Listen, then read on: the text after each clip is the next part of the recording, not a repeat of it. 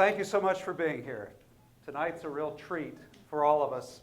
We've had Bill Brands come back a number of times, I think 7 times that he's been here with us. You know, the comment that I get again and again in my professional life is people will come up to me and they'll say, you know, if I only knew how fun history really is, how great history is, because almost universally people complain that when they were in school, and we can turn down the microphone just a little bit, when they were in school, it was boring, names and dates memorized and that kind of thing. And then people get older and they realize what the stakes are and they really enjoy history. And why do they enjoy history? Because there are master historians who in essence are master storytellers. So the comment that I get again and again, bring Bill Brands back because he's one of those master storytellers. And so that's what we're doing tonight. We're bringing Bill back. He's developed, I think, 4 key audiences in our country as one of the leading biographers and historians of our day. He's developed an audience, of course, with pupils. Every one of these is going to start with a P. You'll see my theme here. He's developed an audience with pupils, students. He teaches at the University of Texas, Austin. He's a very sought-out professor, a professor in demand because of the way he teaches history and makes history come alive. We talk a lot about his teaching. His students are very fortunate. He also has developed an audience with the public, and he's done that by writing a number of books. Just to take a series of books that he's written about the presidents and famous founders. So for example, if you want to read about Benjamin Franklin, or if you want to read about Andrew Jackson, Theodore Roosevelt, if you want to read about Franklin Roosevelt, Woodrow Wilson, turn to Bill Brands. You're going to get the best story about these presidents and about Franklin. He's also written, though, books about our politics, liberals and conservatives. He's written books about our economy with great insight. So he's developed a great following with the public. He's also cultivated an audience with, here's the 3rd P, the presidents of the United States. Yes, this man, your speaker tonight, has been invited to the White House. He's briefed President George W. Bush, and he's had 2 dinners with President Obama, and he's offered some very interesting answers. I got to be a little bit of an interloper by hearing some of the stories from the Obama White House. So he's developed that. And then the 4th P that he has developed is with poets. Yes, with poets. And if you'll indulge me. Yes, poets. If you go onto H.W. Brands' website, it's hwbrands.com, you're going to see haiku. And some of it's actually quite interesting. And if you want, you can even follow the haiku on Twitter. So you're going to have a whole bunch of new Twitter accounts here. Let me read for you just a couple of these so you get a flavor. About the Great Awakening, Bill said this: new lights and new hearts, new preachers from new pulpits, awaken the world. Not bad haiku. King Philip's War from 1670. Terror in the night, blood and slaughter in the day, horror on the land. Not bad. But my favorite is about Columbus. The white ships appear, the bearded ones come ashore. Who the hell are they?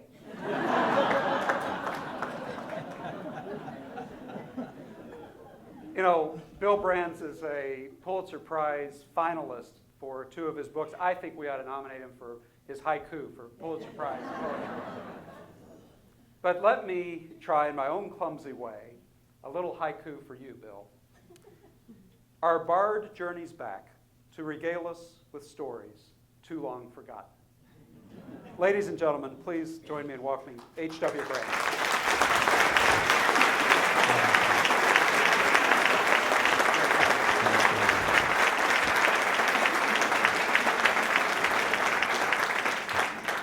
Well, I'm delighted to be back in Grand Rapids and at the Ford Museum and with the Hauenstein Center. And one of the reasons I enjoy coming back so much is the gleef is always so flattering when I get here. I think I owe it to myself and maybe to you to explain how the haikus came about. I've been teaching American history for, I guess 30 years now. And over the course of that time, I present my students, they have to write papers for me. They write a lot for me. And so I give them tips on how to configure their papers the most effective way. I tell them it's critical for any writer to figure out who the audience is and what the expectations of the audience is. And so I say that if you're writing, if you're writing a novel, audiences expect one thing. If you're writing a seminar paper in history, audiences expect something else. And I give them a template for writing an effective research paper. The model is an academic article. And I say that this article ought to be about 7,000 words or so. And it ought to have an introduction that's maybe 400 words long. And you ought to break it up into a certain number of sections, so make it easier to digest, and so you can organize your thoughts more effectively. And I tell them that I'm not going to actually require you to follow this template. I'm going to encourage you to do so. I will tell you that in the past, students who have used this template have tended to write better papers than those who don't. And it has a lot to do with the expectations. When you're reading a certain kind of paper, you expect to see certain things in certain places. But I always would say that if you think that you want to do it your own way, if your genius is such that it cannot be confined to this kind of model, then go ahead. Say, it's my belief that you can write, for example, any historical subject at any length. You can write the history of the world at 800 words or 8 million words. It's just a matter of, the level of detail and what you expect to get in there. And so and as a throwaway line, for years I would say, if you want to write your history paper in the form of a haiku, go ahead. And it was just a throwaway line until about 3 or 4 years ago. One of my students said, well, Professor Brands, have you ever tried writing it as haiku? And I said, well, no, I hadn't. I really, But then I thought about it. I thought, yeah, well, okay. Well, why not? And it was just about this time, I don't know how many of you use Twitter, but for those who don't, it's this form of very quick, short messages, and you limit yourself to 140 characters. And so I thought, I have been, the writer in me wants to reach out to audiences, and broader audiences. And one hesitates to guess the ages of people, but I look out in the audience this evening. And I'm trying to think if I'm going to have a reading audience 20 years from now, 30 years from now, I'm going to have to find some younger people than are occupying some of the seats here. So, we writers, we take our message to where the readers are. And Twitter is a way young people communicate. And it just so happens that the 140 characters is sufficient that you can pretty easily get a haiku in there. It's the 17 syllables of a haiku, 5 syllables, 7 syllables, 5 syllables. So I thought, why not combine these two? So I started, I thought, well, this will be fun, just do it as a lark. So I started writing American history at the beginning. And the first installment was about the migrations from Asia to North America. And it's been going on. It's fun when I have just a spare moment when I'm on a plane, I just think, okay, so what can I write about the Great Awakening? What I can do this. So anyhow, it's taken on kind of a life of its own. Now, I realize I'm digressing here, and I'll get back to the subject, but I was talking with my editor at Random House in New York last fall, and I told her I was doing this. She said, that's really interesting, because she's looking for stuff to publish. And I thought, maybe, and I was just thinking out loud at this point, I said, well, I've been thinking about adding illustrations to this. And so doing a sort of a picture book, maybe for young adults or something like this, but instead of having just I hesitate to say the dumbed down captions you get in picture book, how about adding a little bit of a literary touch to this? And the captions would be these haiku. So I had maybe the first 20 installments of the haiku, and I found illustrations for this. And so I started putting together this combination picture book, haiku book. And I liked doing it at first. But then I decided, there's something about the pictures that tends to detract from, I would say actually overwhelm the words. Because if you see something, then when you try to sort of paint the picture with the words, you've either inserted a kind of redundancy if they go together, or a contradiction if they don't. So I gave up the pictures, and it's just going to be haiku all the way. Anyhow, now, I have not yet gotten in my haiku history of the United States. I've gotten up to, I think, we're writing the Constitution. So I'll let you know how it turns out, or you can tune in and find out. But anyway, I haven't gotten up to Ulysses Grant, which is the topic of discussion tonight. Now, I'm going to tell you a little bit about why I wrote on Ulysses Grant, why I'm writing about Ulysses Grant. I was speaking at the reception before this about how I embark on this subject with a bit of trepidation, because I do not consider myself by any means to be an expert on the Civil War. And there are a lot of experts on the Civil War out there. And they come with knives, and the knives are sharpened. And they all have their opinions, and they all have not just opinions. Opinions are easy to deal with. They all have lots of facts. And the facts are harder to deny. The opinions you can object to. And I don't pretend to be a military historian. And I know that there are people with strong opinions and lots of facts about Ulysses Grant, Robert E. Lee, William Sherman. You pick your favorite Civil War general and your battle and your campaign. And there are going to be people out there, probably people in the audience tonight, who know a lot more about this subject than I do. So, we launch into these new fields, as I say, with a bit of hesitation. But it's what makes it all interesting. It's why, I do this stuff. It can't be any worse than when I launched into the field of Texas history. I wrote a book about Texas history. I'm not a Texan. In Texas, I don't know what the rule is in Michigan, but in Texas, every 7th grader in the state takes this Texas history class. And it inculcates in the students those elements of Texas history and myth that are required for anybody who pretends to be a Texan. And I wasn't in Texas in the 7th grade, and so there's a lot of stuff that is just common knowledge that I don't have. Now, I have to think that I bring something to the study of Texas history that they don't have. I mean, I got to bring something.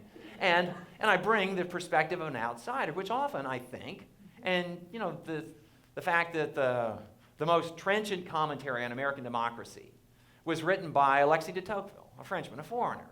Very often the foreign eyes, the outsider's eyes, give you a perspective that the insiders don't have.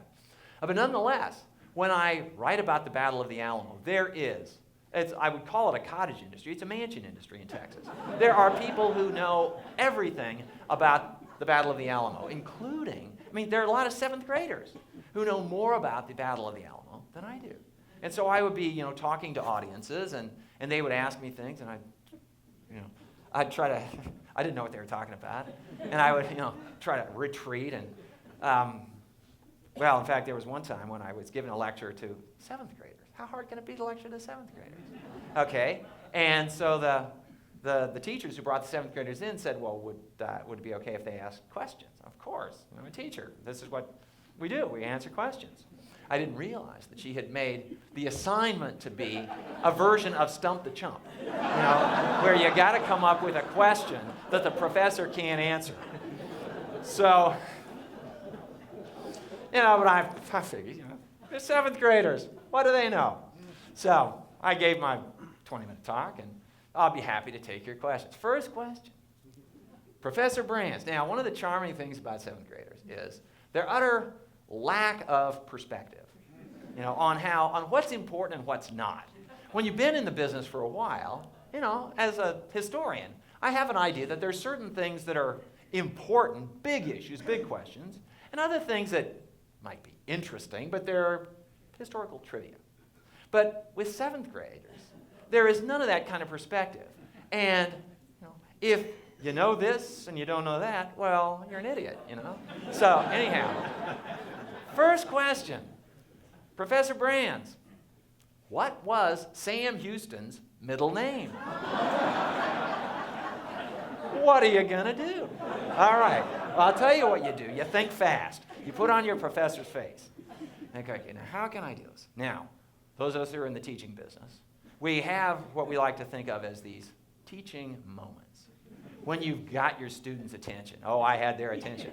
They were waiting to see what I was going to say. They thought they had me.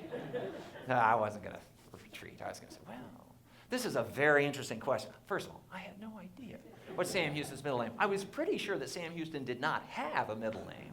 But those of you who are versed in philosophy know it's kind of hard to prove a negative.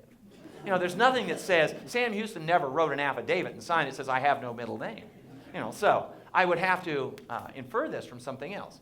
But I didn't want to do that. I realized that would be considered, sort of a weasel answer and utterly unsatisfactory. So I thought fast. And I said, and I did know that Sam Houston had run away from home at the age of, and this is where you have to bring your audience in, at the age of, why, about the same age you all are. And how old are you? Working for time here. And he ran off to live with the Cherokees because he didn't like his mother was asking him to do stuff he didn't want to do. So he ran off. And I said, and I knew this, the wheels are spinning. And I knew that the Cherokees had given him a Cherokee name that translates to raven. And so I said, I suppose we could say that Sam Houston's middle name was Raven.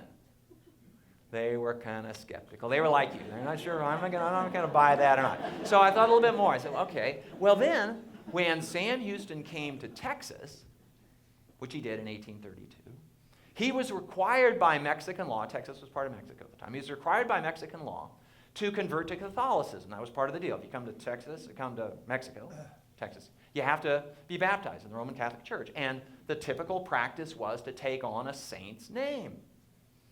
Now, I did remember seeing in my research for the Texas book, something that was signed, was a contract that was signed, Sam Pablo Houston, because he had taken the saint's name Paul. And so I said, yeah, so I guess we could say that Pablo was his middle name. And I said, you know what? I think that ends the question period. Thank you very much. Okay. Well, aside from the wonderful work that Gleaves is doing at the Hauenstein Center, one of the reasons that I really like to come to Grand Rapids at the Hauenstein Center is Gleaves gives me an opportunity to try out ideas on audiences just like you. I've been working on Ulysses Grant for, I guess, 3 or 4 years now. The book is not finished. The book will be published, if all goes well, about a year from now. So there's still work to be done, but I haven't figured everything out, and I haven't figured out answers to some sort of basic questions of motivation. I've got the facts all lined up, but what one makes of the facts is another matter. So I'm going to share with you sort of, the beyond preliminary, intermediary thoughts on Ulysses Grant and what this all means. And to get at that, though, I'm going to tell you a little bit about why I decided to take on this project. Now, in one sense, I took on the project because I needed to write a biography of a mid-19th century figure. You might well ask why. Because I have been working on a history of the United States through the genre of biography. And I've been working on this for the last 15 years. And this because many years ago, I proposed a multi-volume history of the United States to a publisher, and the publisher just laughed at me. Nobody writes multi-volume histories. Nobody reads multi-volume histories. And I think the publisher, the editor, might well have known what he was talking about. Because, well, in my experience, when I talk to audiences, if I say that I'm working on a history of this or that, as soon as the word history comes out of my mouth, there is very often this faraway look that enters the eyes as the listeners recall that course they had in high school where they can't remember much about the material, but they knew it had something to do with matching events in column A with dates in column B. And the teacher's last name, they can't remember the teacher's last name, but the teacher's first name was Coach.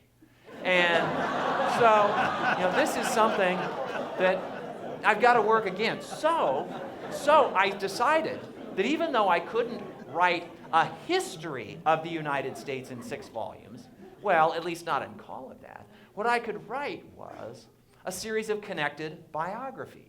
Because people, when I talk to people, I say, I'm working on the life of Ulysses Grant. I'm working on the life of Andrew Jackson. Oh, Andrew Jackson's a character? Yeah, okay. Not a history. Get the word history out of there. History has these negative connotations. But lives, people like to read about people's lives. You know, this is like, what's the celebrity TV station, E or something like that, where, you know, we gossip about the rich and famous. Well, that's sort of what we do in the biography trade. And we do more than gossip, but we get into people's lives. We tell you all about them. I'll tell you, my students, the lecture they like best of all when I talk about this is the love lives of Franklin and Eleanor Roosevelt. And I often don't finish by the time the bell rings. I got to kick him out of there. And I'm like, well, so is she really? You know. Anyhow, I've been working on this series, and I had written volume 1 in the series is Benjamin Franklin. Volume 2 in the series is Andrew Jackson. And they're chosen so that they're these big figures that can carry the story forward. My biographies are lives and times. And there's an overlap between the characters. So Benjamin Franklin dies in 1790. Andrew Jackson was born in 1767. He's becoming an adult by the time Benjamin Franklin leaves the scene. Andrew Jackson dies in 1845. And that's volume 2 in the series. I had written volume 4 in the series. This was Theodore Roosevelt, who graduates from college in 1880. So I've got this gap to cover between 1845 and 1880. And this gap's a big gap. It's an important gap in American history. It includes the Civil War and Reconstruction, among other things. So who am I going to use? Who am I going to choose? Well, I suppose one could choose Abraham Lincoln, who would be an obvious one. But while I was thinking about this was, you may or may not be aware, you probably remember, maybe you don't, that 2009 was the bicentennial of Abraham Lincoln's birth.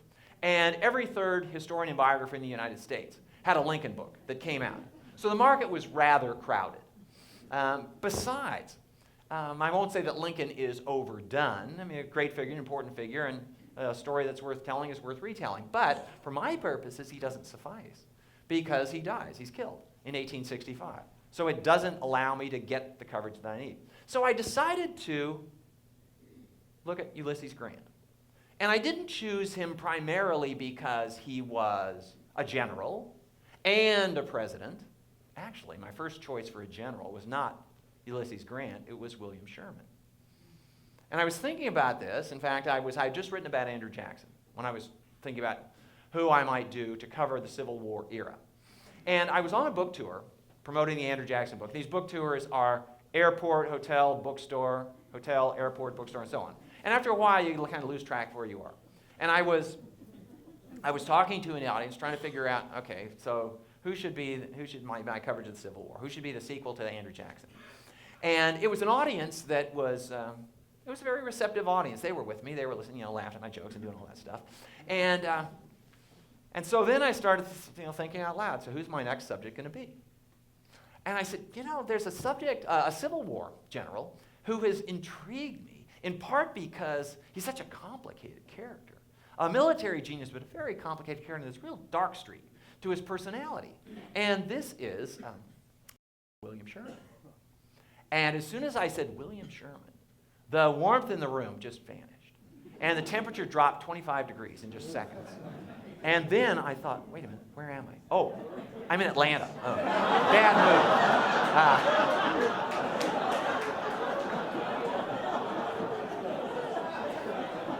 move. Well, I realized I was going to have a hard time selling books on William Sherman in the South. So I gave up Sherman and decided to focus on Grant. And I decided to look at Grant for a couple of reasons. And one of the reasons is related to my teaching. As a basic premise, I consider my writing to be an extension of my teaching. My readers are my classroom kind of writ large. And very often, the ideas that come out in my books are ideas that I've been trying on my students for a while. And the longer I teach, the more I have concluded that the fundamental questions of history are very few, but very basic. And one of the most basic questions, and this is a question I ask of my students every semester. In fact, one of the things I do at the very beginning of the semester, I tell them, this is going to be one of, or the, question on the final. So be prepared to answer it. And the question is, why is there war? War is probably the most common, except for sex maybe, it is the most ubiquitous human activity. There is no society that anybody's encountered that hasn't engaged in war in one form or another. Big societies have big wars, small societies sometimes have small wars, but everybody does it. And the question is, why? And from the perspective of American history, I pose to my students the question in this form. I say, why is it, how is it, that a peace-loving people, namely us, Americans, and I believe that Americans are sincerely desirous of peace. How is it that a peace-loving people has, over the course of the last 200 years, gone to war more often than any other country in the world? What's going on here? And I pose the question to my students. For my undergraduates are typically, the average age is about 20 or 21. And I look around the room, and at first I point my finger at young men like you, and I look at the young men in the audience, and I say, historically, you 20, 21-year-olds, are the soldiers of history. The average age of soldiers in history is probably about your age, maybe even a little bit younger. It's young men who go off to fight. And every generation this happens, and it goes back as far as we can tell in history. Why is this so? Why does this happen? And briefly, the young women in my classes, they get to feel they're off the hook, but not for long, because then I look at them and I say, why do you encourage them to go off to war? Because if you didn't get that bright look in your eye when they put on the uniform, if they didn't think that being a hero in war would allow them to come home and impress you, if you told them, I don't like soldiers, they wouldn't go off to war. So you're as complicit in this as they are. So my question again is, why? And I put it to them, why do you do it? Why, historically, do you, people of your age and generation, do what people of my age and generation tell you to do? It's people of my age who we make the decisions. Our country is going to go to war, but we don't go off and fight ourselves. We tell you to go off and fight. So what's going on here? Is it that people of my age are really good at pulling the wool over your eyes and getting you to do our dirty work? Is that it? Is it that we hold out the prospect that you can be a hero, you can be famous, you can be really cool, and that you find that attractive? Is it somehow a test of your manhood? What's going on here? Now, I tell the students that there is no one answer to this question. There's certainly at least as many answers as there are individuals. In fact, there are probably multiple times as many answers, because people do things, important things like this, not for single reasons. They do them for multiple reasons. And so, my students work on this. In one of my classes, I have them actually pick a war. Pick a war, explain how the war came about. Explain why the decision was made by the government to go to war. Explain why people enlisted in the army after the decision was made. Anyhow, this is the question that I've been thinking about. And the answers fall in a variety of categories, but I sort of use dichotomies to get at this. And one dichotomy is, and I ask them this, is war when things go wrong? Is war what happens when diplomacy breaks down?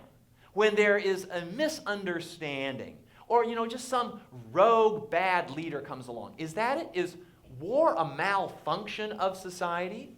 Is war when things go wrong? Or is war when things go right? Is there something that draws us to war? Is there something that is rewarding about war? Now, in American, political philosophy, political mythology, as I say, we like to think that we are a peace-loving people, and I think at a fundamental level we are. I don't claim that Americans are insincere in saying they like peace, they prefer peace to war. But consider, in fact, I found myself speaking to a group in Fredericksburg, Texas. If you've ever been to Fredericksburg, Texas, you might know that it has the best museum in the country on the war in the Pacific in World War II. In fact, it's called the Museum of the Pacific War. It used to be called the Chester Nimitz Museum because Chester Nimitz was from Fredericksburg, Texas. But it has expanded, and now it's this wonderful Museum of the Pacific War. And every year in September, for the last 20 years, they've been having a symposium on World War II, or more recently on wars generally. And they have really good attendance. All sorts of people come. Now, the core of the audience attending consists of World War II veterans. And when they come, it's like a reunion of the groups they've got to know. And I was asking this group this very same question: why is there war? And I said, you all have your reasons, but I'm going to suggest something, and you feel free to agree with this or disagree, but I'm just going to put it out there. And that is, I look at you. Now, if I might ask, are there any World War II vets in the audience? Okay. And you will have your own opinion about this, but I say the fact that you come to Fredericksburg, Texas, and they come from all over the country, every September, tells me that there was something very meaningful about this experience to you. And I've talked to veterans of various wars, and I've read about veterans of various wars, and I won't say without exception, but in very many cases, they describe this, they think of this as the most important experience of their lives. It was in some ways the most thrilling, it might be the most terrifying, the most meaningful, whatever it was. They still get together 60 years after the fact to commemorate it.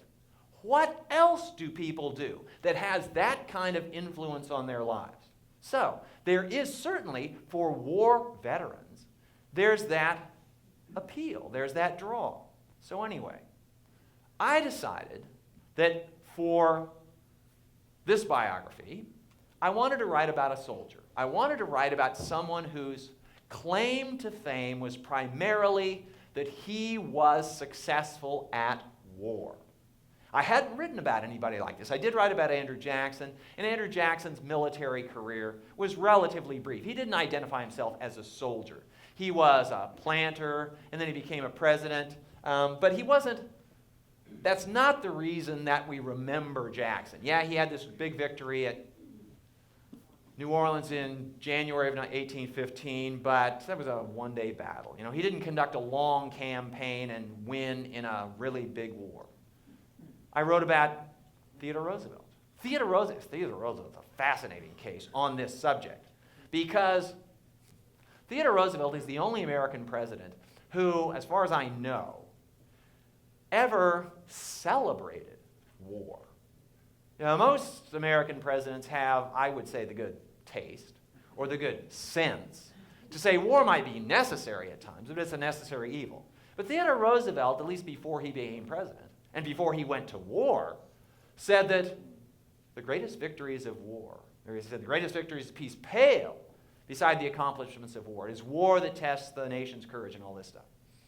And Theodore Roosevelt was somebody who really had to test himself.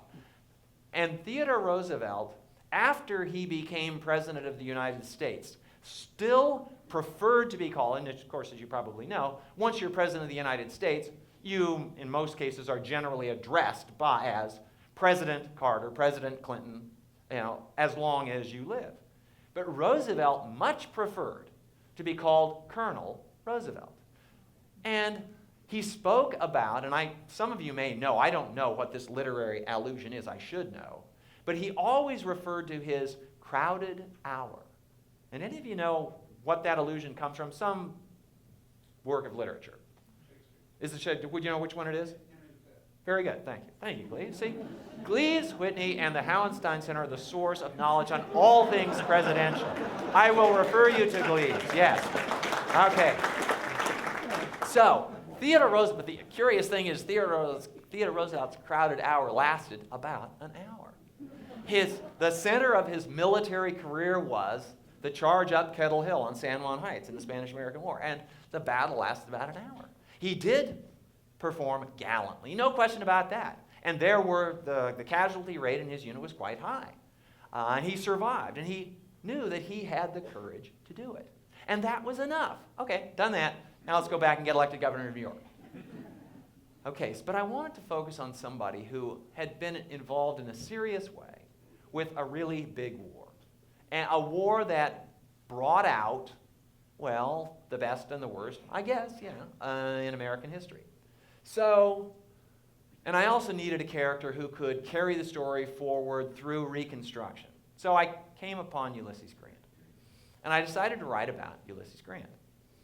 And now I will share with you a moment that was, at the time, it wasn't particularly amusing. In retrospect, it sounds a little bit amusing. Lots of people have written about Ulysses Grant. So an obvious question for a book review editor, for example, or a publisher is, so Brand, you got anything new on Ulysses Grant? Well, it so happened that I was having dinner about 3 months ago with Sam Tannenhouse. Sam Tannenhouse is the editor of the New York Times Book Review. And although it's not as fat as it used to be, it still remains probably the most important book review in the country.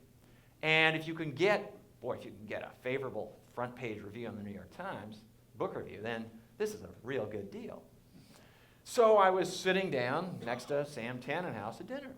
And he had come to Austin to talk about something or other, so we had dinner. And a friend of mine, a mutual friend, got us there. And so part of the idea was that I was going to be able to talk up my Ulysses Grant book. As it so happened, though, about 3 days earlier, I'd come down with a cold. And I had a heavy teaching schedule during those 3 days.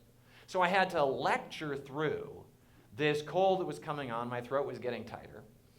And but I was going okay, and I had given my lecture that ended 15 minutes before we got together for dinner on another part of the UT campus.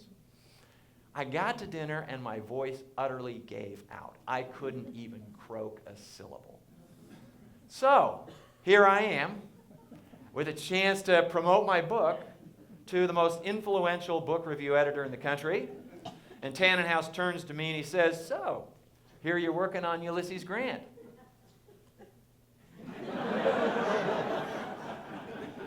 Is the book coming along pretty well? You got something new to say? So, what do you have to say? What's new to say?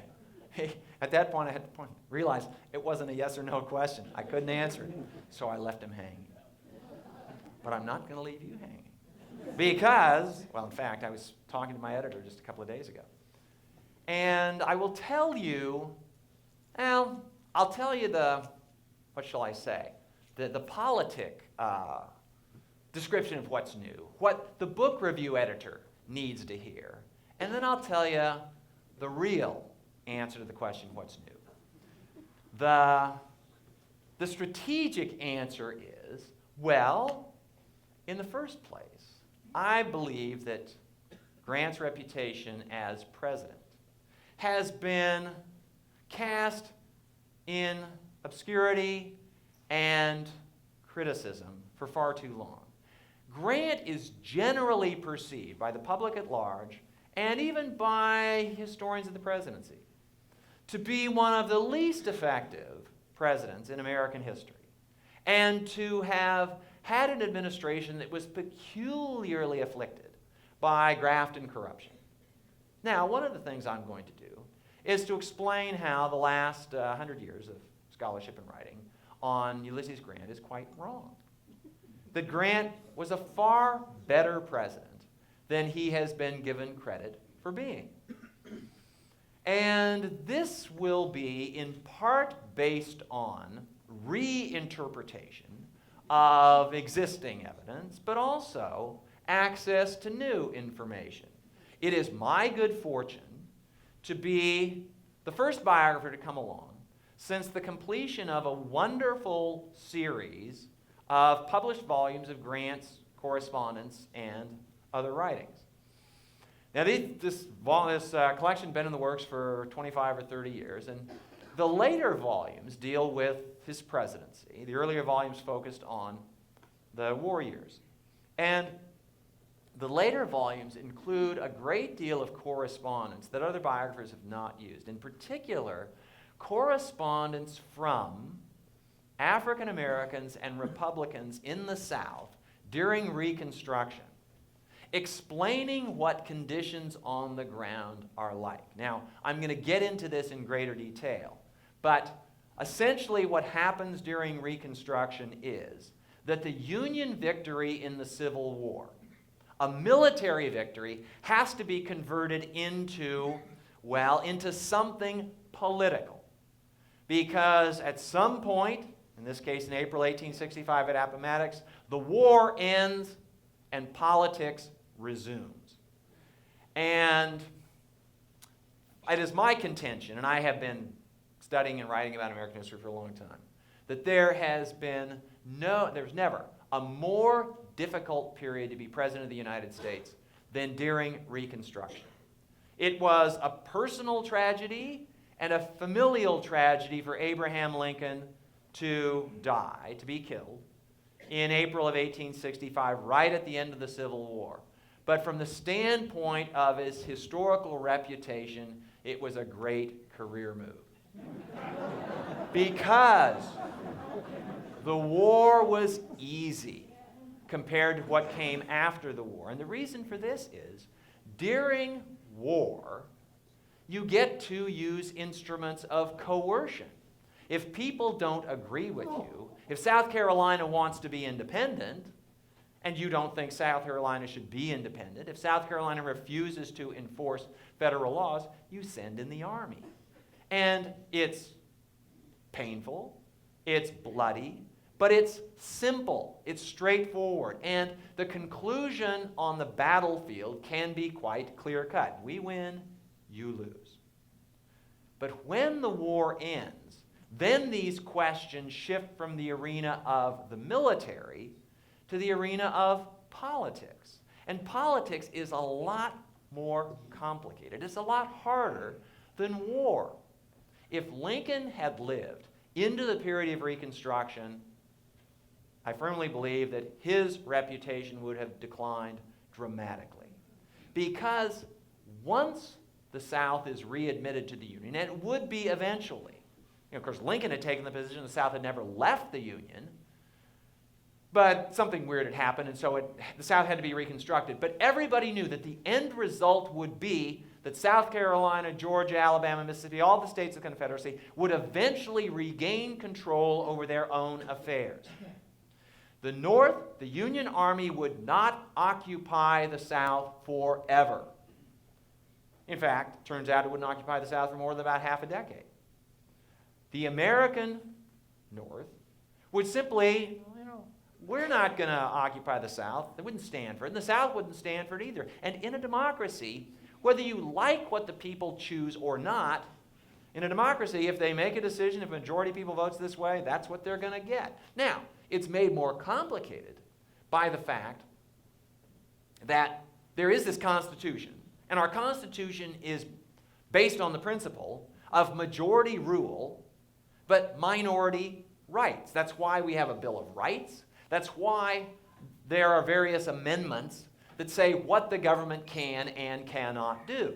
So, for example, the 13th Amendment says there will be no slavery, despite the fact that slavery was a popular institution in the South. And in every southern state, it was voted by a majority of the people. It happened to be a white majority, but nonetheless, if you had gone simply on majority rule, slavery would have continued. That's why it had to be ended with a constitutional amendment.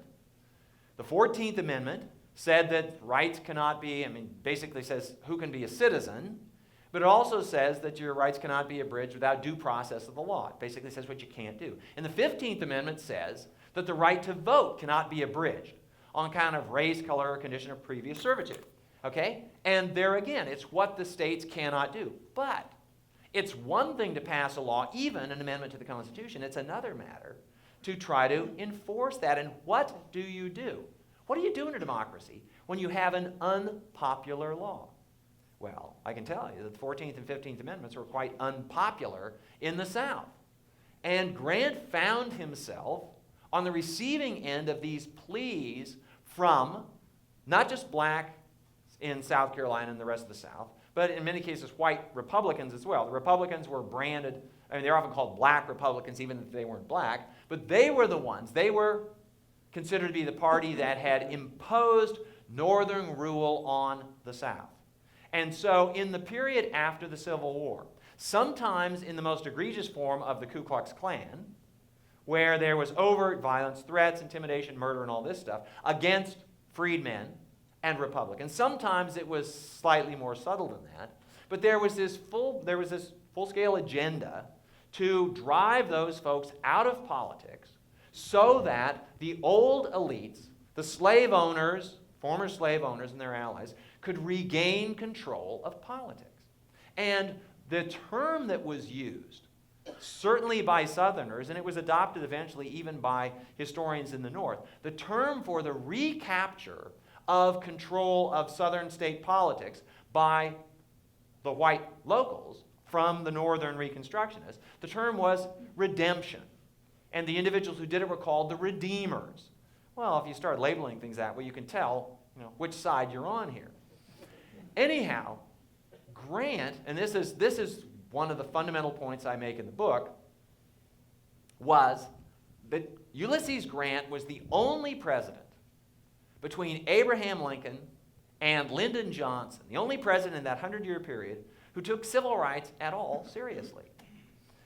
And otherwise, presidents simply ignored civil rights, or in the case of Woodrow Wilson, were kind of retrograde on civil rights and imposed segregation. Wilson imposed segregation on the federal workforce. So, the thing that's going to make my Grant book different is, and at least in the answer to Sam Tannenhouse, I've been able to give the answer, was new information and this reassessment of Grant and his role as an American president. But that's not, the real answer to the question is an answer that is going to sound highly immodest. But I'll tell you what it is. The real answer is that I'm going to write a better biography of Grant than anybody else has written. And you laugh, but I mean it seriously. I don't mean it quite as pretentiously as it sounds, but think about it for a minute. If I didn't think I could do it, why should I bother? Because, if people want to read something about Grant, go read about Grant. I've read the biographies of Grant, and I think I can do a better job. So, now, if you should choose to, I hope you do, buy the book, then you will get to decide whether I was right or not.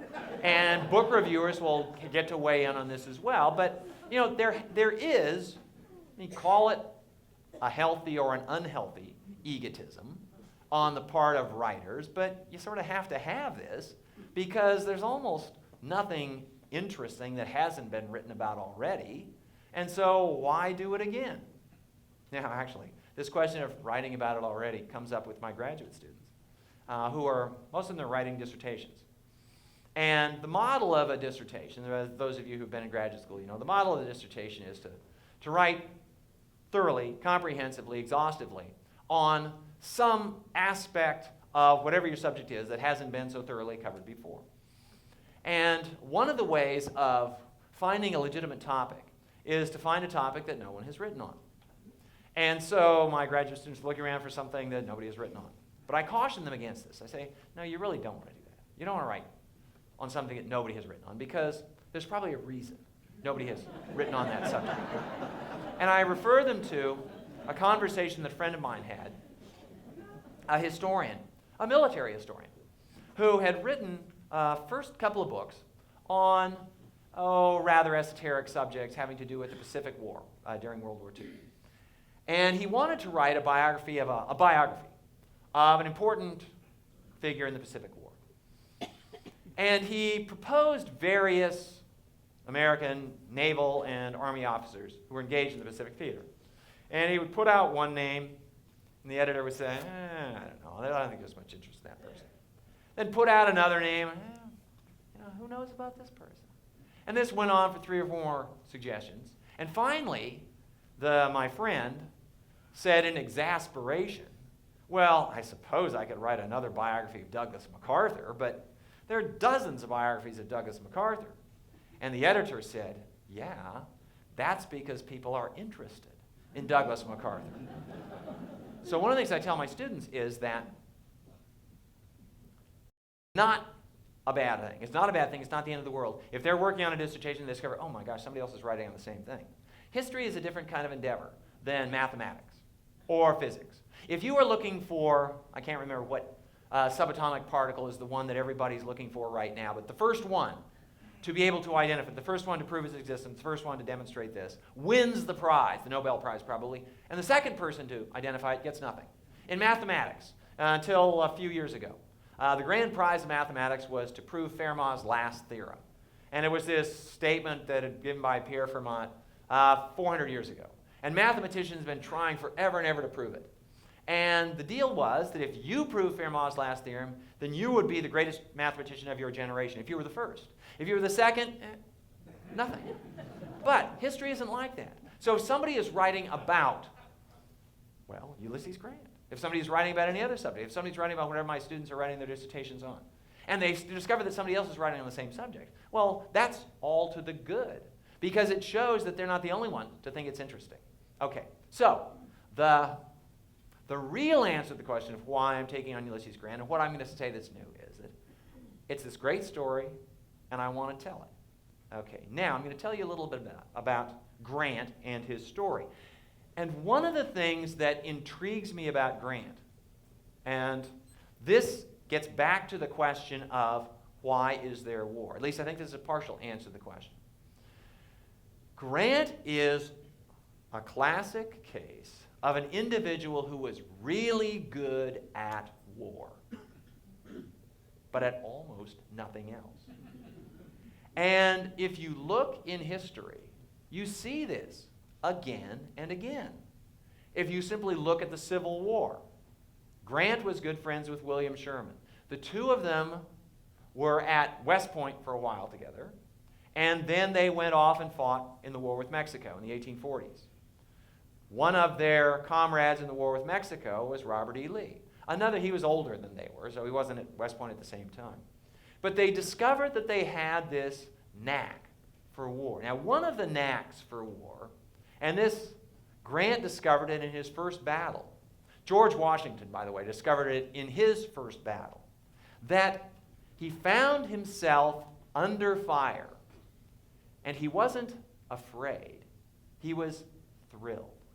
And Washington writes home a letter that I don't have it word for word, but it's this is pretty close. He said, I heard the bullets whizzing around me, and I can tell you there is magic in the sound. Now, if that's your response to being under fire, you know you've got a future in war. It's interesting that Grant writes almost the same thing after his first engagement. Now, I have no reason to think that he had read the Washington letter. Interestingly enough, Winston Churchill came under fire in the Boer War and had exactly the same response. So if you are a person who finds yourself under fire and you don't run away in fear, but instead you respond with an adrenaline rush and, wow, this is life as it's supposed to be lived, then you have the makings of a soldier. Now, of course, one of the things that has to happen is those bullets that are whizzing around you have to miss. In fact, Churchill put it with a certain elegant and humorous turn of phrase, where he says something to the effect about the bullets whizzing around you without effect. But Grant discovers this in the war with Mexico. And he goes off, and this despite the fact, this is striking with Grant, and one of the things that is so charming about Grant is that he is quite candid about his evaluation of whether the wars are just or necessary or not. Grant thought that the war with Mexico was unjust, that the United States had no business invading Mexico and seizing territory from Mexico. But as a soldier, that wasn't his decision to make. And as a soldier, he took orders. And as a soldier, he behaved quite gallantly. And he found it to be very fulfilling. It helped matters. And this gets back to how I was talking about my students and the girls in the class and the guys in the class. He was engaged to be married before he went off to war. The father of he was secretly engaged to be married. He and his wife-to-be, Julia Dent, they had agreed that they would get married, but she wasn't going to tell her father because her father didn't think much of somebody who was a soldier. Her father wanted someone who would be able to support her in the style to which she was accustomed. Now, I might add something here, which is kind of ironic. Julia Dent's family was from the outskirts of St. Louis, Missouri. Missouri was a slave state. Julia grew up having servants, slaves, personal servants. She kept those servants, those slaves, after she married Ulysses Grant. She kept those servants even after the Civil War began. Ulysses Grant was heading the Union Army that by this time was fighting to free the slaves, and his wife still owned slaves. Now, this strikes us as curious, contradictory, but one of the joys of doing history is discovering how messy the world really was. This business of you could be fighting to free the slaves and your family still owns slaves, people didn't think much of that at all. You have this idea that the North was free territory after about the beginning of the 19th century. The slavery persisted in the South. Did you ever think what happened, though, when Southerners went on vacations into the North? And they traveled to the North. And if you were of a certain class, you would take your servants with you. Wealthy Northerners took their servants with them. Wealthy Southerners took their servants. At any given time in New York City, as late as the 1850s, there were lots of slaves around. And you might have thought, well, maybe the slaves could take advantage of being on free soil and tear off and claim their freedom. But they couldn't. You know why not? Because there was a law against it. Written into the Constitution, each state is required to assist in the return of runaway slaves. And the law was bolstered in 1850 with something called the Fugitive Slave Act. So there wasn't this clean distinction between North and South, free territory and slave territory. Oh, you know about the Underground Railroad? The Underground Railroad, where did it go from? From the South. And where did it go to? Canada. Went to Canada. Why did it have to go all the way to Canada? Because an escaped slave wasn't safe in Ohio, wasn't safe in New York, wasn't safe in Massachusetts. They had to get clear out of the country, beyond extradition laws. That's the only place it could be safe. So anyway, so Grant discovers that he has this knack for war. And Julia, his beloved, appreciates this. He comes home after the war, and he looks so handsome in that uniform that they decide to break the news to her father. And even the father is kind of impressed by he's heard about how Ulysses Grant has done in the war. And, okay, I guess you can marry him. So they get married. He's sent off. Now, this is a problem for American soldiers historically up until the post-World War II period. The United States did pride itself on not having a standing army. That is, no peacetime army. The United States operated on the Cincinnatus principle, where the country goes to war, we gather our ordinary citizens, and they go fight. We win the war ends, we send them home. The army disappears. Americans liked this idea. Why? Well, in the first place, it was cheaper. You don't have to support an army when you don't need it. And secondly, it eliminates, or it largely mitigates, the risk of a military takeover of the government. If there's no military, how are you going to take over the government? And Americans who knew their history knew about Rome and Caesar marching on Rome and doing all this stuff to take over the civil government. This is the principal reason why the separation of the civil government from the military government and the subordination of military leaders to the elected officials has become, even until now, it is part of the American political gospel. This is something that we stick to. This, by the way, we're not today. in a couple of days, we're going to hit the 50th anniversary. No, wait, 50? 60. 60th anniversary of the moment in American history when this was most sorely tested about who's going to be in charge, the generals or the elected officials. Do you know what I'm referring to? Truman's firing of MacArthur. And a great aspect of the story. Anyway, Grant comes home.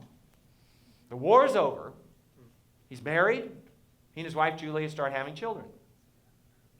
And then the Army has to figure out what to do with Grant. The Army is reluctant to release officers who are trained at West Point. The country has put in a lot of resources, a lot of effort to train these folks. So what are they going to do with them? They're going to send them off to the parts of the country that need defending. But defending from whom? That's an open question. Grant gets sent out to America's newly acquired territories in the West. He goes off to the Oregon Territory, which is acquired by purchase. Well, purchase, no, it was acquired by agreement with Britain. There had been a big dispute over who would control the Oregon country, and Grant goes off to Oregon for a while. And then he's sent to Northern California. California was added by conquest in the war with Mexico. And he goes to an army post in Northern California. I grew up in Western Oregon, in Portland. I know the West Coast, the rainy West Coast. I know what it's like to be on the Oregon coast between about October and May or so. And I know that it's very gloomy. It's often raining so hard you can't get out of your cabin. In those days, cabins often didn't have windows. It was dark. It was discouraging. Grant was a long way from home. His wife was halfway across the country. He couldn't bring her out. She had no place to stay. It was not fit for a wife. It wasn't fit for little children. On his pay, he could hardly support himself. The gold discovery in California had sent prices skyrocketing in California, and on his captain's pay, he could hardly keep himself in food.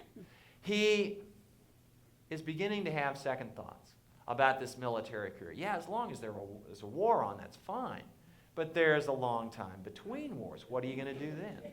What did Grant do? Well, he did what other soldiers did in these faraway posts. He did what soldiers have done forever and ever. He drank. And it turned out that Grant couldn't hold his liquor. Now, you probably know that in the British Empire, for example, the ability to hold one's liquor was an aspect of a gentleman. And maybe it just enabled you to continue to carry on when you're in these hardship posts, and the only thing to do was drink. So Grant demonstrated that he had a problem with booze on the rainy, lonely California coast in the early 1850s. We don't know exactly what this led to in the near term. We do know that Grant suddenly resigned his commission in the Army. Now, this was a decision he had come to for a variety of reasons. As I say, he was trying to figure out if he could support his family on his Army pay. He was trying to decide if he could stand being away from Julia and the children that long. He had at this point at least one child who was almost 2 years old, whom he had never seen. And so he was having serious second thoughts about the military as a career. Anyway, and then he seems to have run afoul of his post commander. And the details are a little bit fuzzy, but Grant all of a sudden decides to resign his commission. And he doesn't give a reason, he just resigns. Grant's father gets wind of this. I haven't told you anything about Grant's relationship with his father. But his father was something of a taskmaster. His father was a successful businessman, a successful entrepreneur, somebody who knew how to get things done, who had a kind of practical intelligence that seemed to elude his son. And Jesse Grant, the father, was very disappointed in Ulysses Grant. He had to bend, twist arms, and call in political favors to get Grant the assignment to West Point. This was the appointment to West Point, so even then it was considered a big deal. And Grant went off, and he wasn't that crazy about going himself in the first place, but his dad got him, so he did. Well, Jesse Grant was very disappointed to hear that Ulysses Grant had resigned from the Army. he didn't know about the drinking. But when he heard that his son has resigned, he just thought that he was depressed. And so he wrote to the Secretary of War, trying to get the Secretary of War to intervene and to stop the resignation, to refuse the resignation. Interestingly enough, the Secretary of War was a man named Jefferson Davis. And Jefferson Davis got this letter from the father of this officer he had never heard of and said, the deal is done. He's resigned. He didn't offer any explanation, but it's not required of me to hear any explanation. His resignation has been accepted. That's that. One imagines what would have happened if he had known, what was going to happen. Anyway, so Grant leaves the Army under a cloud. And the cloud is one of the things about the Army officers in the faraway posts was they were great gossips. And so the word went around the War Department that the reason Grant left was that he was going to be kicked out for drinking on duty. Which, that part's a little bit unclear. Maybe it's true, maybe it's not. It's very clear that the drinking strongly influenced Grant's decision to leave. But there were other reasons for leaving anyway. But the result was Grant leaves the Army and he thinks, good, I'm out. He has no idea that he will ever go back into the Army. He's thinking, okay, I did my stint, and now I'm going to go off and do something else. And he doesn't really care at that point that his fellow officers, the ones who stay in, and the folks who are in positions of authority in Washington, have heard about this guy Grant, and he's a drinker. Okay. He goes off and he tries his hand first at farming. Turns out he's a lousy farmer. He tries his hand at business. He has no head for business. He can't make people pay when they owe him money. He's too much of a soft heart. He tries selling insurance. He's not a persuasive salesman. He runs into William Sherman. Sherman has had the same kind of experience during the 1850s, during the period between the wars. And Sherman runs into Grant, and the two of them commiserating, saying, boy, that West Point didn't prepare us to be peacetime soldiers. Sherman has left the Army, and he has had just as dismal an experience as Grant has had. And the two are thinking, what's to become of us soldiers? Grant is forced to what for him is the humiliating position of going to his father, who has been getting more and more critical of Grant. Can't you do anything right? He had to ask to borrow some money from his father. Father reluctantly loaned him the money, and he was planting some crops, and the frost came and took away all the crops, and he couldn't pay his father back. Now, at the age, he's almost 40 years old. 40 years old, it's supposed to be a mature guy. He's got a family, and he has to go plead with his father for a job. The father says, okay, you can work in the family leather business. Now, he has two younger brothers. Now, this whole dynamic of younger, older brothers, and the fact that the younger brother is succeeding, the older brother is a failure. This makes it even more humiliating. But Grant decides, okay, I'll work in the leather store for a while. Maybe something will come of this. But it's very clear that this guy is on a path to nowhere. The world will never hear of Ulysses Grant. And he is resigned to a life in obscurity. And I say, if you read his letters, he seems reasonably resigned to it. It's not as though there is this burning ambition inside him. Or at least if there was, it's well hidden, probably from himself too. I read the letters, and at this point in his letters, he never expects to be famous. He never expects that anyone besides the direct addressee will read these letters. He had letters to his wife.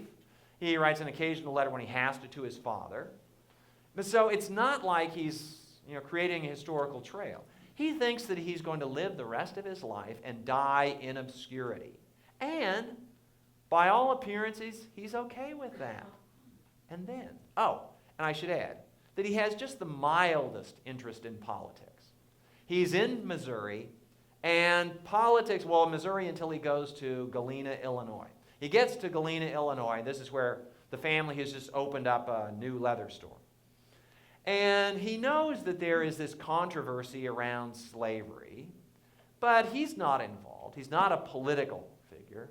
If anything, he leans Democratic rather than Republican. The Republican Party is new during the 1850s, and Grant thinks that the Republicans are a force of disruption because the Republicans insist on containing slavery or, at the extreme version, abolishing slavery. And Grant knows that the abolitionists have injected this volatile element into politics.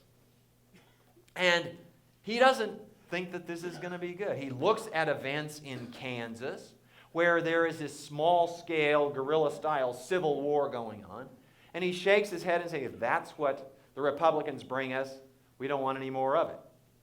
Okay, so he gets to Galena, Illinois, and he's settling into a life as this obscure clerk. Maybe someday his father will make him a partner in the store, but all of this is really at his father's behest. And 40-year-old son hasn't made anything of himself. And then the political world spins a little bit faster. Abraham Lincoln gets elected. The South decides to secede. And for the first time in a decade, the U.S. Army needs officers. And Grant remembers, I was kind of good at this. And he does, at this point, get drawn into the politics surrounding the war for the Union. Illinois, of course, is Lincoln's home state. And there are rallies in the various towns, including Galena. We will defend the Union, because Lincoln has now called for volunteers. Fort Sumter has been fired on, and Lincoln calls for volunteers. And Grant is trying to decide, okay, well, what shall I do? I'm trained as an officer. Most of the people who are signing up to fight on behalf of the Union have no training at all. The Army will be happy to have me back. So he writes a letter to the War Department saying, I would like to re-enlist. And I think that I deserve a commission as, I can't remember what he asked for, I'm guessing a lieutenant or a colonel. And because he looked around him, he saw that people who had a lot less training than he did, and a lot skimpier record in the military, were getting higher offices than that. Well, the Army quite clearly, by its foot dragging, was not enthusiastic at all about having this drunk, as this is the word on Ulysses Grant, back in the military. And so they reject his initial suggestion that he be brought back in, and he writes again, and this time his letter gets lost. Well, so it seems. Whether it really got lost or just got shelled, he doesn't hear anything from him. So he begins to organize the volunteers in Illinois. And then, and I might point out for those of you who, I'll remind you of your Civil War history. There was a strong belief on both northern and southern sides that this is going to be a quick war. The South believed that the North wouldn't fight. The North believed that the South couldn't fight well. And all it would take would be one battle, and it would be over. When Lincoln asked for the 75,000 volunteers, right after the firing on Fort Sumter, he asked for them to volunteer for 90 days. The assumption would be the war would be over in 90 days. That's all it's going to take. Well, the first big battle of the war occurs in July of 1861. This is the first battle of Bull Run, or Manassas. And it begins with, in the morning, it looks like it's a Union victory. And reporters and various observers of the battle, they flee to they run to the nearest telegraph office, and they wire back saying, big Union victory. But then the Confederates counterattack, and it turns out that it's a Confederate victory. Now, I had known that there was this confusion about who was going to win the battle. And I thought, well, okay, I understand why, if you're a newspaper reporter, you want to get the scoop. And you want to be the first to report that it was a Union victory. And how, if you report on first impression, you might get it wrong. I didn't really understand what the real motive behind trying to be the first one there was. Do you know what it was? Well, the Civil War marked the serious birth of speculation on Wall Street. especially speculation in war-related stocks, and even more especially, speculation in the American currency. Early in the war, the Union government was forced to, for the first time, issue paper dollars unbacked by gold or silver. You know what the term for these notes was? Greenbacks. And that's why greenback is still a nickname for the dollar. And there was great speculation in the greenback because the greenback essentially floated with respect to gold. And if you were a speculator and you learned that the Union was winning in a battle, well, the dollar would appreciate, and you would make your bets accordingly. And so the first reports from the battlefield were not of reporters for newspapers. They were of, you could call them spies, or reporters for the speculators. And if you got the news even half an hour before somebody else, you could make a speculative killing. Anyway, after the Battle of Bull Run, it became apparent to both sides that this war was not going to be a 90-day affair, that the war was going to go on for a while. And the Army decides, you know what, we need all the help we can get. And so they decided that they would bring Ulysses Grant back into the U.S. Army. And Grant discovered that he had a gift for this military stuff. When he was in the Civil War, when he was in the war with Mexico, he was a senior officer. He simply took orders. He did discover that he wasn't afraid. He could get fired at, and he liked it. This was important. But he also discovered now, at the beginning of the Civil War, that he had, well, I'm going to go so far as to say, eventually he discovered he had a genius for war. And a genius here, I don't mean necessarily an IQ that's off the chart. A particular gift for the tasks that war requires. And I'm running a little bit out of time. Yeah, I'm running out of time. And I do want to get some questions from you, but I will just tell you my assessment of Grant as a general and why he was able to accomplish what he accomplished. And some of you might disagree, and then we can talk about it. But anyway, Grant had a knack for, first of all, for logistics. One of the secrets of any military success is getting your resources, including your troops, where they need to be when they need to be there. And Grant was very good at this, partly because during the war with Mexico, he was assigned to the quartermaster's division. He actually should have been in the cavalry. He was a brilliant horseman. But his grades were really low at West Point. And so he didn't get his first choice. They put him in the infantry. And when he got in the infantry, they needed a quartermaster, so they made him a quartermaster. So he was used to the idea of how you supply the troops. And he knew perfectly well that, as Napoleon said, the army marches on its stomach. When troops are well fed, they are happy and they're prepared to fight. If they're hungry, they are not.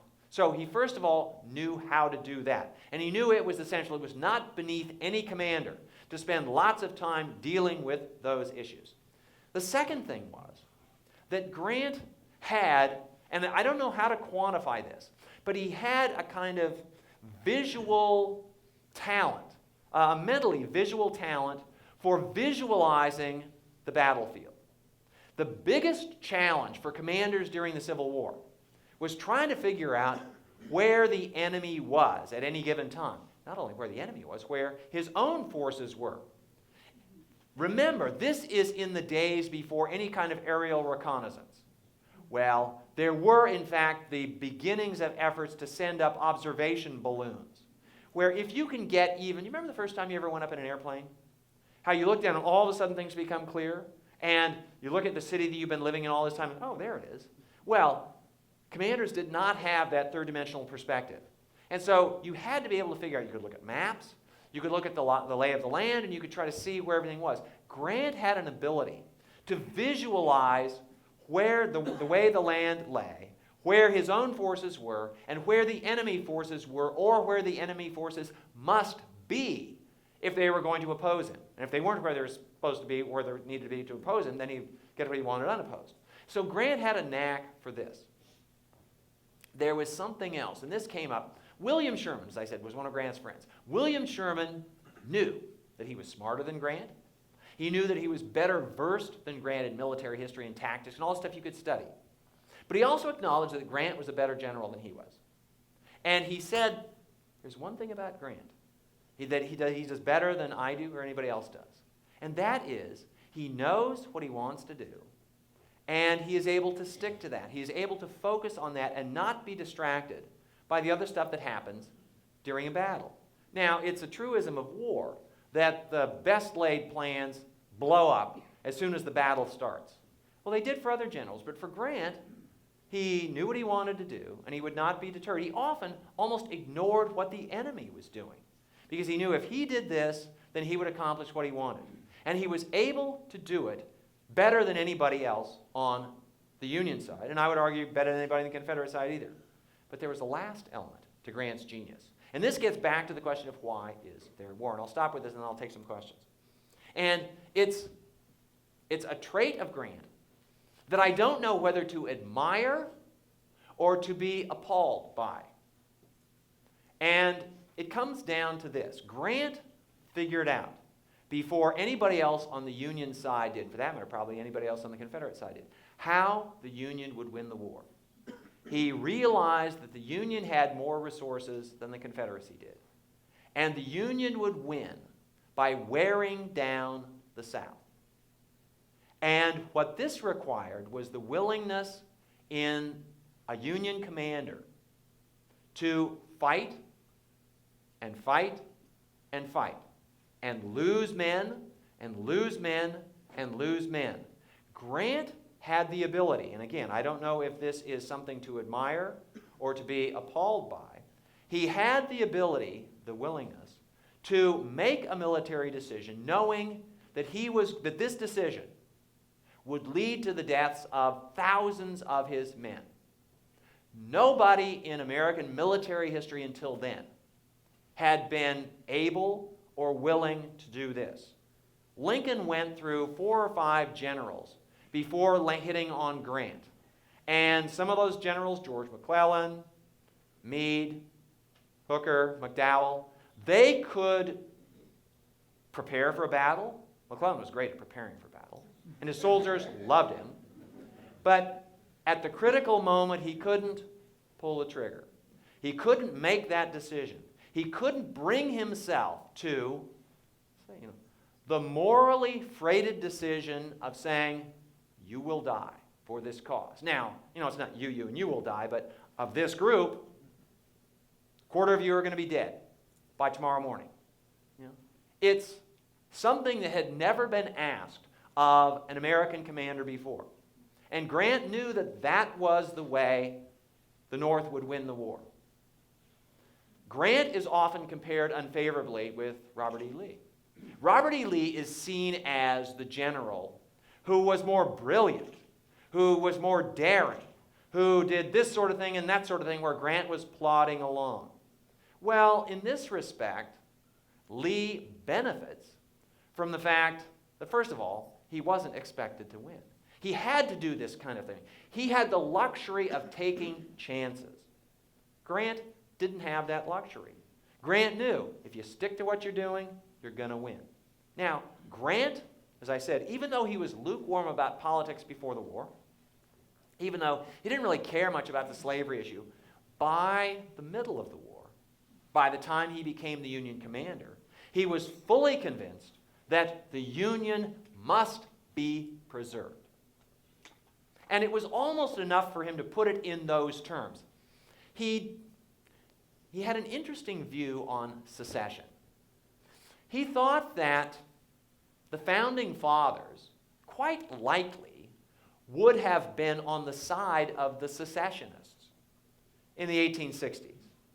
That, okay, he couldn't say for sure, but he didn't think that they believed that this union was forever and there was only a one-way door in. But he also said it's beside the point what the founders thought. And in fact, he said that even if secession were not admissible, what was going on in the South was not secession so much as revolution. And I might add that we've kind of lost half of the interpretation of what the South did. There were those in the South who contended that secession was perfectly legal and that's all that was going on.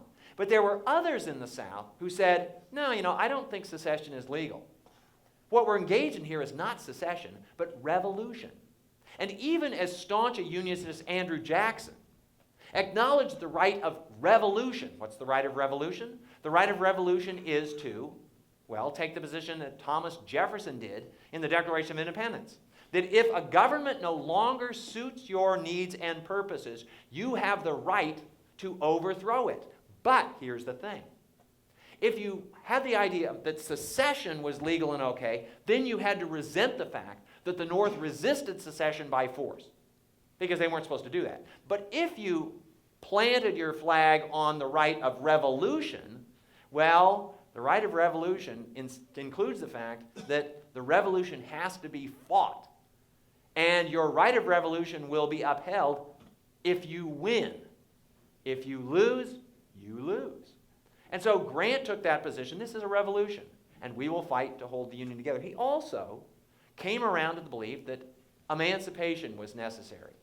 Now, this is one of those cases where I, as the author, or anybody who's reading this, or anybody who thinks about what you know about human motivation, is this a matter of Grant carefully thinking this through and saying, oh yeah, after long thought, I've decided that the Union must be preserved at all costs and that the slaves must be freed. Is that part of it? Oh, that's probably part of it. But a lot of it, I'm sure, is as well. I have made these horrible decisions, or at least I have made these decisions that had horrible results for people. How can I live with myself? How can I justify these? Well, I can only do this by asserting, by believing in a higher good that's going to come out of this. In my book, I spend a lot of time with Abraham Lincoln and his relation with Grant. And there's a wonderful relationship that develops between the two. And there's a close parallelism in their evolving moral views. So Lincoln is Grant's commander. Lincoln is the one who puts Grant in charge and who basically signs off on all the stuff that Grant is doing. And Lincoln likewise comes around to this view that all the costs of the war, as horrible as they might be, were necessary. We had to do this. We had to save the Union because this is the last best hope of mankind. This is the test of whether government of the people, by the people, and for the people shall or shall not perish from the earth, and that the slaves must be freed. This is a higher morality that we are coming to. Interestingly enough, Lincoln didn't take that view before the Civil War, didn't take that view really until the summer of 1862 when he writes the Emancipation Proclamation. So there's something going on here, and I think it's this kind of, you do certain things and they change the way you think. And then you change the way you think and you do certain other things, and it feeds on itself. So, let's see. Shall I conclude with something? Shall I leave you with, well, I will just tell you that this view of the Civil War, and I'm speaking in a firmly Union state, northern state. I'm not going to be so bold as to say you all agree with me. If we were in Georgia, I would guess that a lot of you wouldn't agree with me. But what I'm about to say is that this became kind of the fundamental interpretation of the Civil War. The Civil War cost over 600,000 American lives. And in fact, I was just reading the Smithsonian magazine on the plane coming up here today. And there's an article by a historian, respected historian on the Civil War, who contends that the Civil War was necessary. It was inevitable. It had to happen. Well, if you have been on the side, well, either side for that matter, if you have been engaged in an activity that kills more than 500,000 people, you have this huge incentive to say we had to do it. Because if you say somehow, we goofed, sorry, that's not going to wash. And so, you can, if you're a historian, and historians have taken this view for the longest time, that the Civil War was necessary. I don't know if it was or not. We can't roll back the tape on that one and play it again. But there's no question, if you look at somebody like Grant, he becomes convinced that it's necessary. And it's almost necessary that he become convinced of that to justify the, shall I say, joy he gets out of war. Joy would be putting it a little bit too strongly. There's no question, though, that the war years were the best years of his life. And he felt freer. He felt more fulfilled. He felt, this is what I was created to do. Now, if I had more time, I'd tell you more about Grant's presidency. In certain respects, it was a letdown. He wasn't gifted as a politician. He was gifted as a soldier. I'll just leave with one last observation, appropriate, I hope, to the Hauenstein Center. We Americans have this weakness for victorious generals. We make them president. And there is no observable connection between one's skill as a general and one's skill as a president. Sometimes we get lucky. Dwight Eisenhower was a very successful general and pretty good president. And Andrew Jackson was a successful general, and his presidency was okay. But what will we ever know about Zachary Taylor, William Henry Harrison? They died too soon. Ulysses Grant was a very well-meaning president. And he did, I think, as well as anyone could have done. But even after my rehabilitation of Grant, he's not going to be in the top 5. So don't hold your breath on that. Okay, I will stop there, and I'd be happy to take questions. I hope there are some questions. But thank you very much for listening.